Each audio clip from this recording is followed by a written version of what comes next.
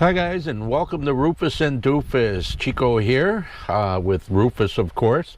He's out with me today, and we're just having a relaxing Friday afternoon.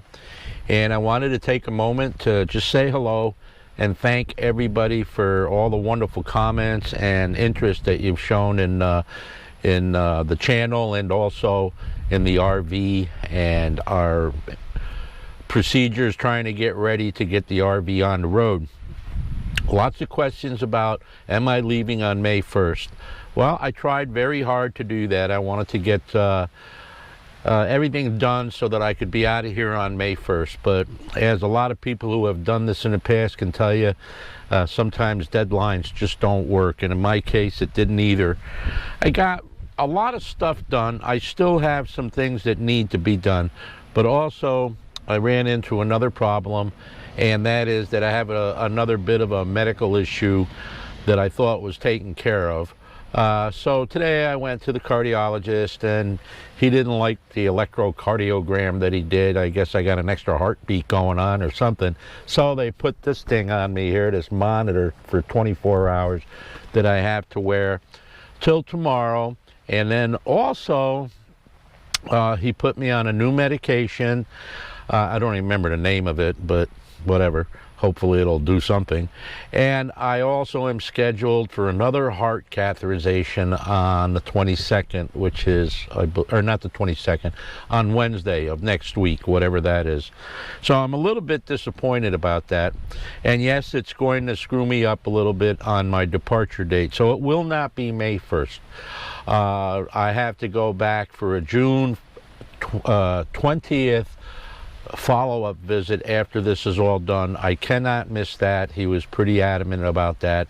He knows I want to travel, and he made a lot of sense telling me that it's a better thing for me to travel with a clean bill of health, knowing that I don't have any serious problems. And how do you disagree with something like that? I mean, you know, I don't want Rufus not to have a daddy, my buddy. So yeah, I'm gonna obviously take his medical advice. He knows a lot more about hearts than I do. The only thing I know about hearts is they get broken. So that's it. I just wanted to follow up and tell you that. Also, the television mount, I thought went very well. A lot of great comments, a lot of really nice comments. A couple of gals and some guys too said that, you know, I should have put the receptacles where you couldn't see them and left the blind panel up there so that it looked a lot nicer. And you know what, you're probably all right. That does make sense. Don't know why I didn't think of it or whatever. I just thought it looked kind of nice the way it was, especially since you won't be able to see it when the TV is in the down position being viewed, but actually you will be able to see it up on top. But I just didn't think it was that big a deal. I guess that's why I'm not married, you know.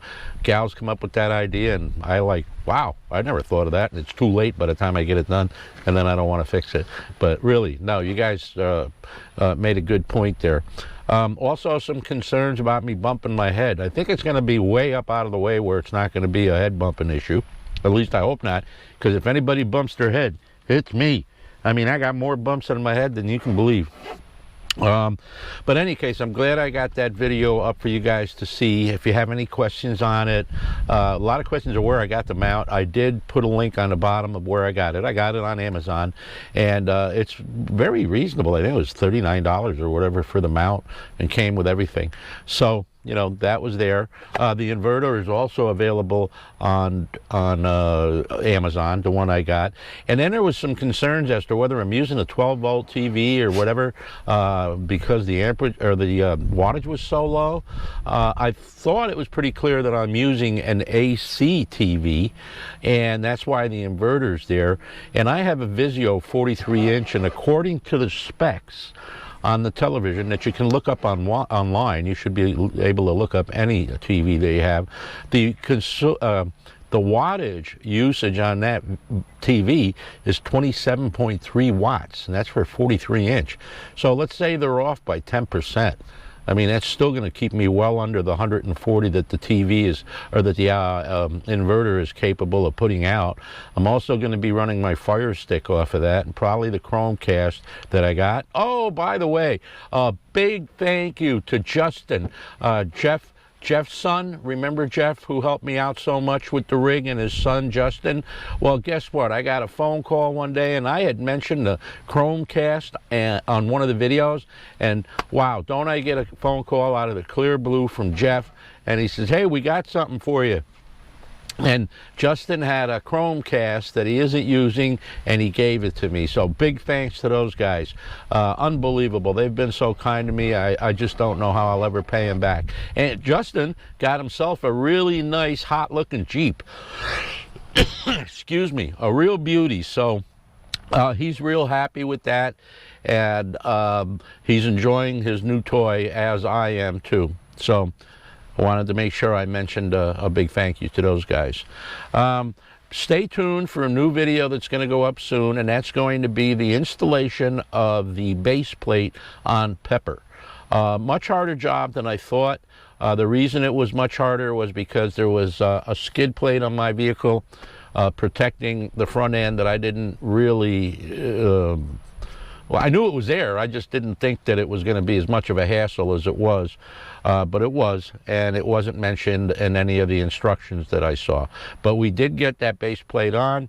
I got as much video of it as I could without really slowing me up on the job, because it was a bear of a job working with heavy stuff, you know, grinders and stuff like that. Whenever I work with steel, I just don't like to mess around. I have to be very careful, because it's not like a piece of wood that you can go out and buy and shape again. So that went well. As I say, I got some scrapes and bumps on my head. Actually, 2 bumps, a scrape, and a cut. So it was one of those jobs. You know, a lot of DNA involved. Right, Bub? Huh? Right? So that's it, guys. Just wanted to bring you up to date. Friday, April 22nd. We are definitely getting out of here by June 1st. I can tell you that, because if I don't have it all done by then, I need to have my head examined along with all the other stuff. So you guys have a great day. I look forward to talking to you again. Thumbs up if you can, and don't forget to subscribe, because things are really happening. Have a great one. Bye-bye.